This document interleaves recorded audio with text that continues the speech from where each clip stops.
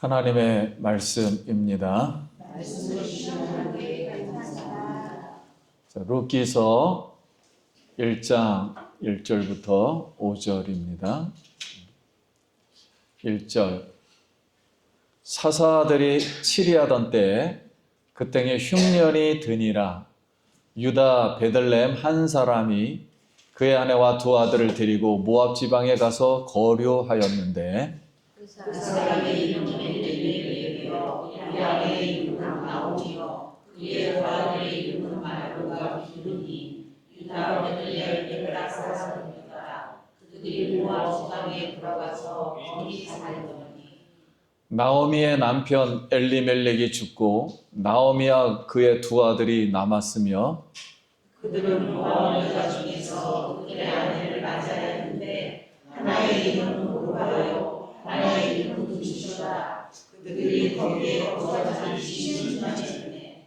말론과 기론 두 사람이 다 죽고 그 여인은 두 아들과 남편의 뒤에 남았더라. 아멘. 할렐루야. 예, 성도님 만나서 반갑습니다.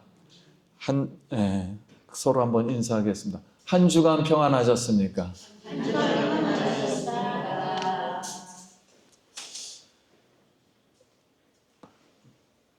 우리 뒤에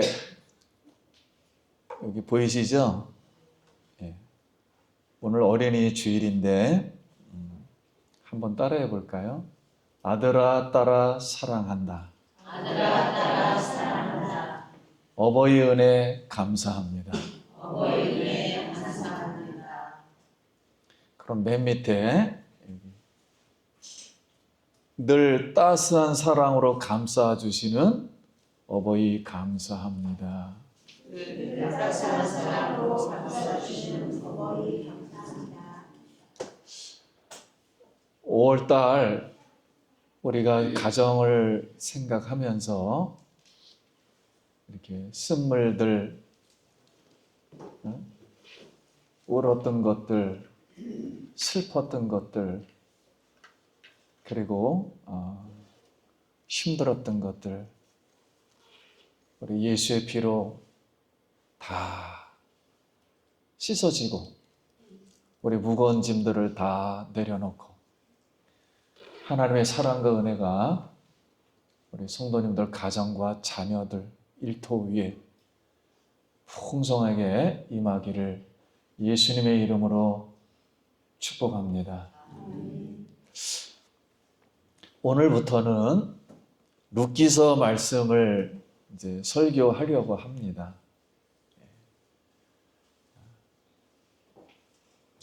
한 가정이 완전 쓰러졌다가 하나님의 은혜로 말미암아 회복되는 이런 내용입니다.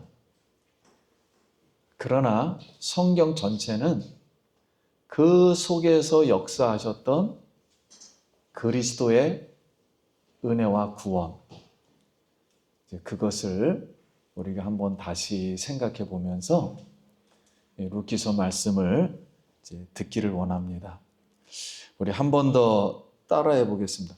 룻기서의 은혜를 받읍시다. 룻기서의 은혜를 받으시다.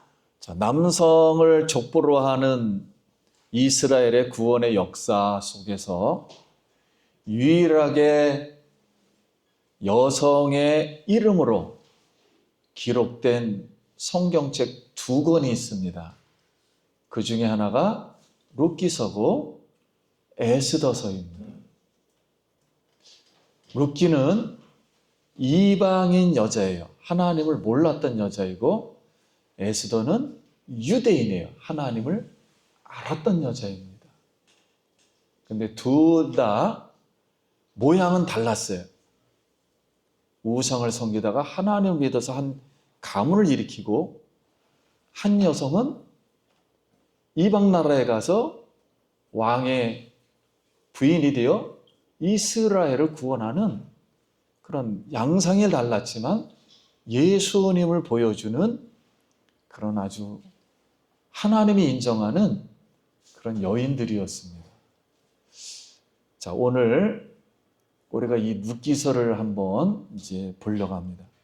기독교의 최고의 작가로 불리는 C.S. 루이스가 기독교란 한 단어로 정의한다면 이렇게 물었어요. 성도님들, 우리 기독교 한 단어로 정의한다면 무슨 단어가 되겠습니까? C.S. 루이스는 은혜다, 은혜라는 단어다, 이렇게 말을 했습니다. 우리 성경책 모두가 다 은혜이지만 제가 볼 때 아주 우리 생활 속에서 깊숙하게 우리가 느낄 수 있는 은혜는 룻기서라고 생각합니다. 흉년과 질병과 죽음, 사망의 그늘에 앉은 한 가정이 은혜의 말씀과 성령을 말씀을 먹으면서 마음에 샘물이 터져서 싹이 나고 열매를 맺어 회복해서 당당하게 자기 이름을 하늘나라 생명책에 예수의 족보에 기록한 여인이었기 때문에 우리 룻기서가 우리에게 큰 교훈을 줍니다. 그래서 어떤 분들은 룻기서 겉으로만 보면 시어머니가 좋아하는 책이다, 며느리에게는 부담스러운 책이다, 또 부자 남편 보아스를 결국 만났기 때문에 복받은 책이다, 이렇게 웃으면서 말합니다. 우리 사랑하는 성도님들, 룻기서 말씀을 들으면서 가정의 모든 쓴물들 다 단물로 회복하고 사망의 물이 생명의 물로 바뀌어서 이 은혜의 강을 5월에도 넘어가길 예수님의 이름으로 기도합니다. 히브리어 언어로 룻기서 첫 단어는 와헤이 빔의 셰퍼드 하쇼페딤, 와헤이, 와후, 그리고부터 시작합니다. 사사들이 사사 노릇을 할 때, 근데 사사기의 내용은 영적인 소경이었고 무지했고 우상숭배로 징계받는 시대였어요. 그래서 룻기서의 배경을 사사기 시대의 연장으로 지금 그 시대에 일어난 것으로 보고 있습니다.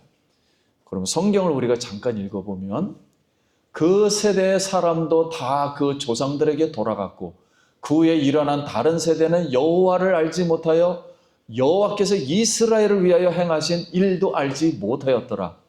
이스라엘 자손이 여호와의 목전에 악을 행하여 바알들을 섬기며 애굽 땅에서 그들을 인도하여 내신 그들의 조상들의 하나님 여호와를 버리고 다른 신들 곧 그들의 주위에 있는 백성들의 신들을 따라 그들에게 절하여 여호와를 진노하게 하였으되 곧 그들이 여호와를 버리고 바알과 아스다스를 섬겼으므로 여호와께서 이스라엘에게 진노하사 노력하는 자의 손에 넘겨주사 그들이 노력을 당하게 하시며 또 주위에 있는 모든 대적의 손에 팔아넘기심에 그들이 다시는 대적을 당하지 못하였으며 그들이 어디로 가든지 여호와의 손이 그들에게 재앙을 내리시니 곧 여호와께서 말씀하신 것과 같고 여호와께서 그들에게 맹세하신 것과 같아서 그들의 괴로움이 심하였더라. 한 구절 더, 21장 20절. 그때 이스라엘의 왕이 없으므로 사람이 각기 자기의 소견에 오른 대로 행하였더라. 그럼 오늘 이 배경을 가지고 1절 말씀 한번 다시 봅니다. 1절 말씀. 사사들이 치리하던 때에 그때 흉년이 드니라. 유다 베들레헴 한 사람이 그의 아내와 두 아들을 데리고 모압 지방에 가서 거류하였는데, 여러분 여기 유다 베들레헴이 흉년이 들렸습니다. 이 베들레헴 동네는 우리가 알듯이 메시아, 기름 부음 받은 자, 구원주, 예수님이 오실 마을이었어요. 베들레헴에서 탄생했습니다. 예수님. 마을로 하나님 앞에 선택받고 축복 이 받은 그런 장소에 그런 자리였습니다. 그래서 하나님은 젖과 꿀이 흐르는 땅을 약속으로 주시고 가정가정마다 기업을 주셨어요. 근데 거기에 흉년이 들렸습니다. 우리가 흉년이 들면은 아무래도 일할 것이 사라집니다. 그리고 먹을 것도 없어져 일단 가난하게 돼요. 가난하면은 자기의 땅을 팔아야 돼요. 그리고 자기 자신도 심지어는 노예로 팔려가기도 하고 정신적으로 점점 넉다운이라 그러죠. 그래서 즐거움이 사라져 영적인 신앙적인 시험과 유혹을 받게 됩니다. 우리가 예수님도 가시는 백길에 광풍이 일어났어요. 예수님이 가시는 길도 바울의 복음 선교 전도도 유라굴로라는 강풍이 일어나서 177명이 죽을 뻔했어요. 176명이. 이렇게 약속의 땅에도 하나님이 우리에게 약속을 했다 할지라도 오늘 음성을 들었다 할지라도 흉년이 오고 모든 그리스도 신자에게도 광풍이 불고 유혹과 시험이 닥쳐옵니다. 이게 어느 날 닥쳐올 줄 몰라요. 그래서 하나님은 나의 왕이십니다. 이렇게 신앙을 가졌던 이름을 가졌던 엘리멜렉이 아내 나오미와 두 아들 말론과 기럐을 데리고 베들레헴을 해서 버틴 것 같아요. 버티다가 문화와 경제 형편이 좋다는 모압으로 갔습니다. 근데 이 모압은 이스라엘 백성 가나안 들어가기 전에 얼마나 음란한지 이스라엘의 그 지도자들 24,000명이 거기서 행음함으로 하나님이 너무 노해서 미워했던 그런 사건이 있었습니다. 그래서 이스라엘에게는 모압이 정말로 미운 사람들이에요. 거기 땅 쳐다보지도 않습니다. 우리 군대에서도 그랬어요. 군대가 너무 힘들어가지고 다시는 거기를 향해서 오줌도 안 넣는다. 막 이 정도였는데 여기도 마찬가지였어요. 근데 그 땅으로 왜냐면 잘 사니까요.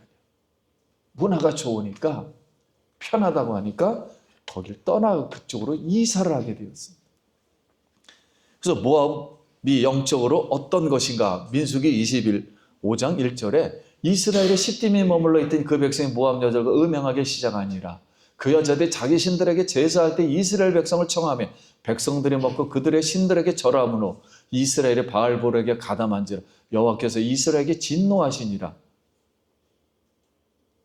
이 사건이 이스라엘에게는 일생일대 아주 그냥 큰 사건이었어요. 그래서 우리가 흉년을 만날 때 우리 성도님들 여러분 땅이 딱딱하면은 파종하기가 어려워요. 그리고 씨앗이 뿌리 내리기가 어렵습니다. 그래서 그때는 우리에게 흉년이 온다 할 때는 하나님이 기경한다 생각하면 좋아요. 오히려 일이 더 잘 될 수가 있어요. 씨앗이 뿌려서 더 열매를 맺을 수가 있습니다. 그래서 하나님은 자꾸만 이렇게 풍파, 환란 이런 흉년을 만나게 돼요. 이럴 때는 여러분 기도하고 하나님의 음성을 먼저 듣고 이렇게 가야 합니다.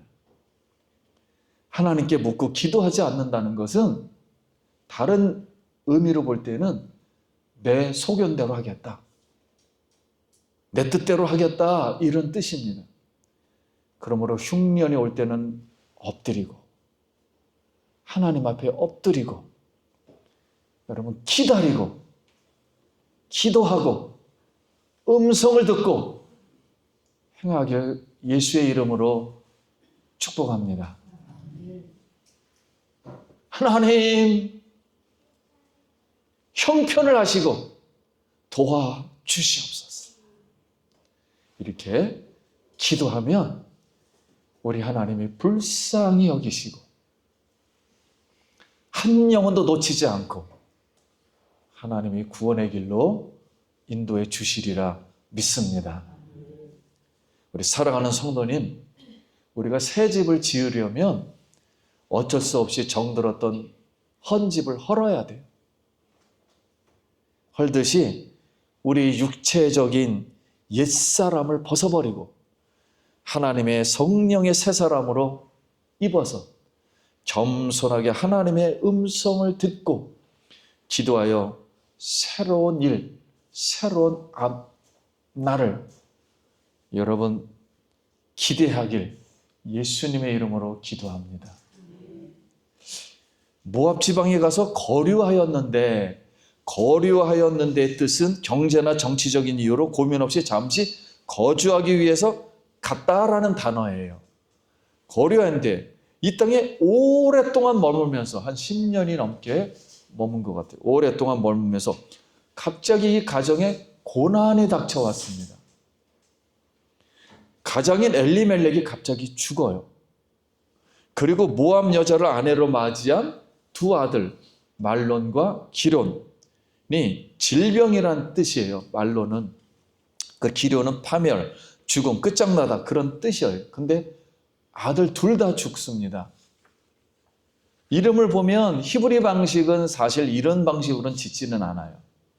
부정적이기 때문에. 근데 가나안 방식으로 지었던 것 같아요. 그러니까 그냥 추측하건대 아들을 낳을 때 이런 어려움이 있었나 봐요. 질병이 있었든지. 그런데 아무튼 이런 아이들이 자라서 베들레헴의 떡집이라는 여호와의 말씀을 먹지를 못하고 이미 여호와의 신앙을 떠난 상태에서 흉년이 들어서 형편이 좋다는 그모스와 바알과 아스다로스를 섬기는 신을 섬기는 이방 땅 거기로 이사를 했던 것 같아요. 그러니까 우리 믿는 사람에게는 신앙의 노선이 달라진 겁니다. 완전. 결정하기 힘든 내용이에요.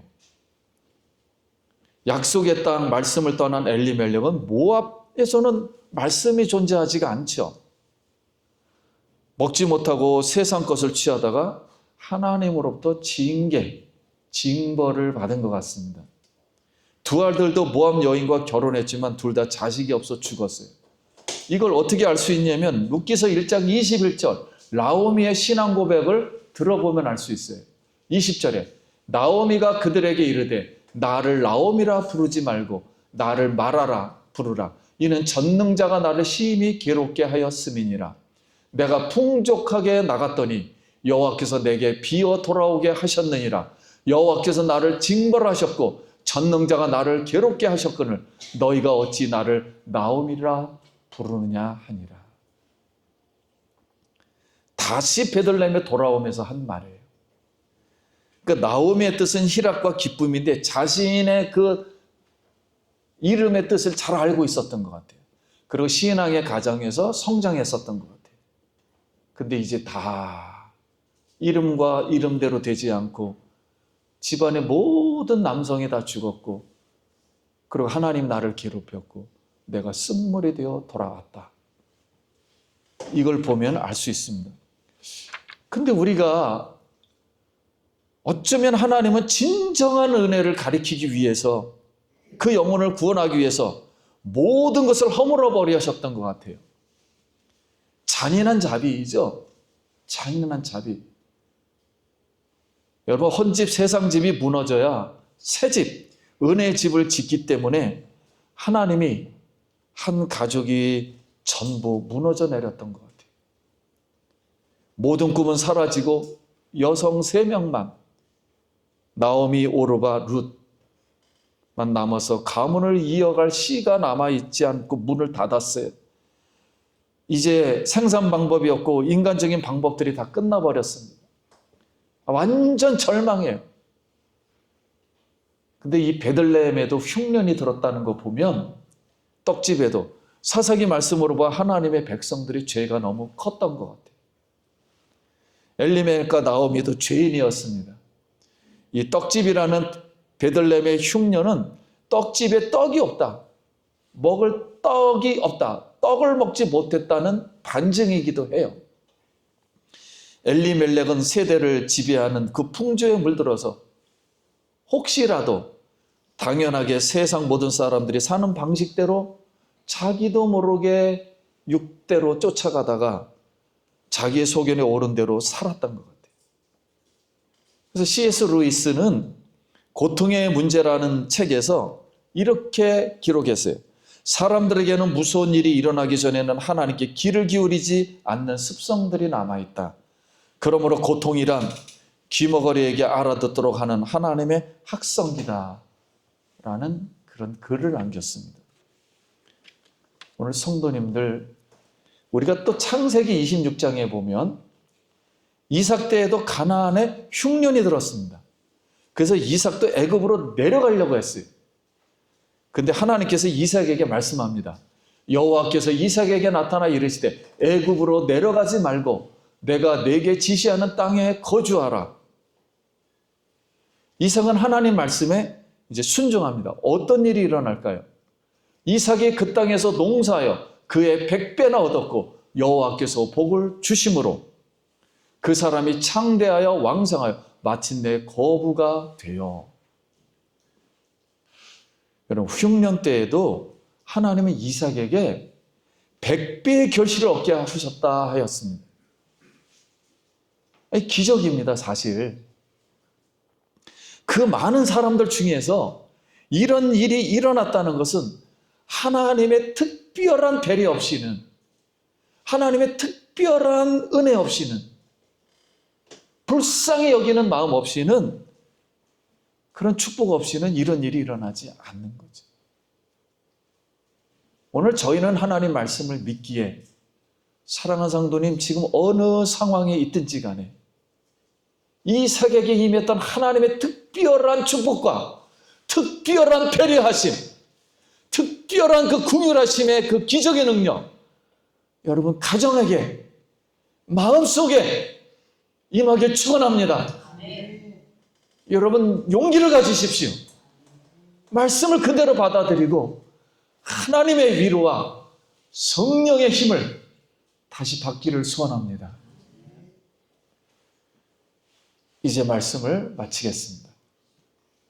사랑하는 성도님, 이것이 하나님의 방법입니다. 신실하신 하나님은 말씀을 떠나지 않고 사모하고 순종하는 자에게 절대 잊지 않고 때를 따라 도우십니다. 이것이 성경의 약속이며 위기 속에서 자녀를 빛나게 세우시는 하나님이십니다. 우리 가장의 신앙은 가정의 운명을 좌우할 수가 있습니다.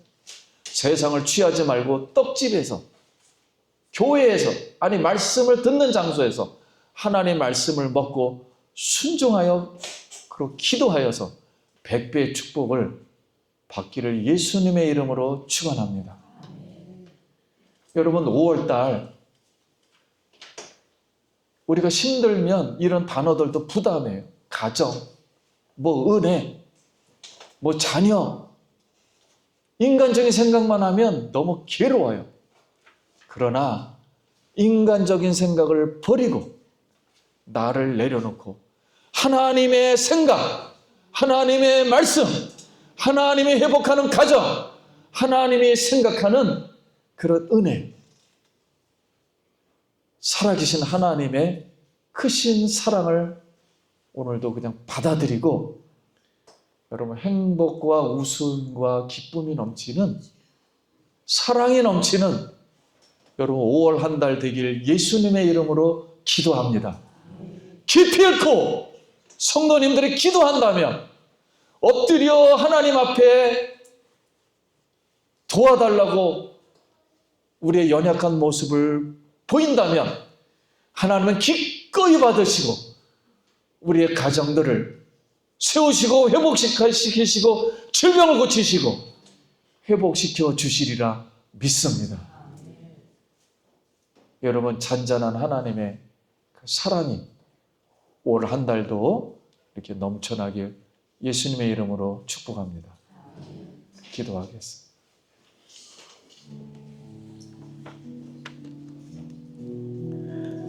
여러분, 여러분의 감동 오는 그대로, 느끼는 그대로, 궁율 그대로 기도하시기 바랍니다. 우리 잠깐 기도합니다. 하나님의 은혜를 감사하고 이제 예수님을 바라보며 예수님께서 세우실 가정을 바라보며 우리 인생을 바라보며 우리가 이 쓴물들이 다 해독되고 예수의 사랑 안에서 용기와 힘을 가지고 성령의 능력으로 다시 5월 한 달을 살아갈 수 있도록 은혜 베풀어 주시옵소서. 예수님 이름으로 기도드립니다. 아멘.